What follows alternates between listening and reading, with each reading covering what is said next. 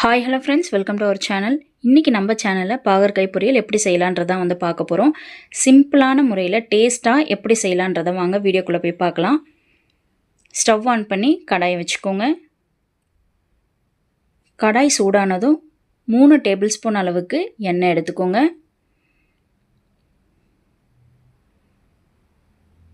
எண்ணெய் சூடானதும் கடுகு போட்டு பொரிச்சிக்கலாம்.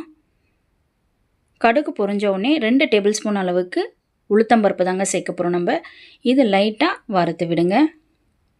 இது பொன்னிறமாக ஆன உடனே இது கூட ஒரே ஒரு வெங்காயம் குட்டி குட்டியாக கட் பண்ணி அதையும் வந்து சேர்த்துக்கலாம். இது கூட தாளிக்கிறதுக்கு கொஞ்சம் கருவேப்பிலையும் போட்டு தாளிச்சிக்கலாம். இதை லைட்டாக வந்து வதக்கி விடுங்க. பாகற்காய் பொரியலுக்கு வெங்காயம் வந்து கொஞ்சம் கம்மியாக போட்டிங்கன்னா டேஸ்ட்டாக இருக்குங்க. இது நல்லா வந்து பொன்னிறமாக ஆகணும்னு அவசியம் இல்லை. கண்ணாடி பதத்துலேருந்து அடுத்த பதம் இப்போ நான் காமிக்கிறேன் இல்லையா, அந்த மாதிரி வந்த உடனே 4 பாகற்காய் எடுத்து நான் குட்டி குட்டியாக கட் பண்ணி அதை வந்து நல்லா க்ளீன் பண்ணி சேர்த்துக்கிறேன்.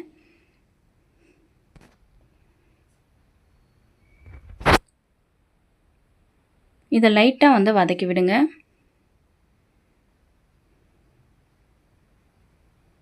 இதில் நம்ம தண்ணியெல்லாம் வந்து சேர்க்க மாட்டோங்க. ஃபுல்லாகவே வந்து எண்ணெயிலேயே வந்து வதங்கும். நம்ம எண்ணெயும் வந்து அதிகமாக சேர்க்கல. இது கூட ஒரு சிட்டிகை அளவுக்கு மஞ்சள் தூள், கொஞ்சம் உப்பு போட்டு இதை நல்லா வந்து வதக்கி விட்டுடலாம்.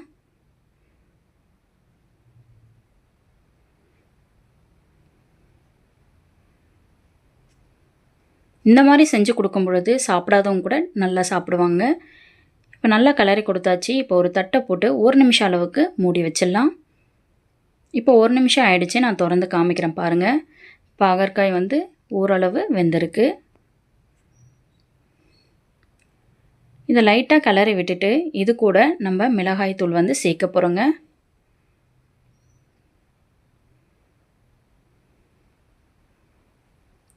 ஒரே ஒரு டேபிள் ஸ்பூன் அளவுக்கு மிளகாய் தூள் இருந்தால் போதும். அதுவும் குழம்பு மிளகாய் தூள் தான், நான் அதிகமாக சேர்க்கல. இதை வந்து எண்ணெயிலே வந்து கலந்து விடுங்க.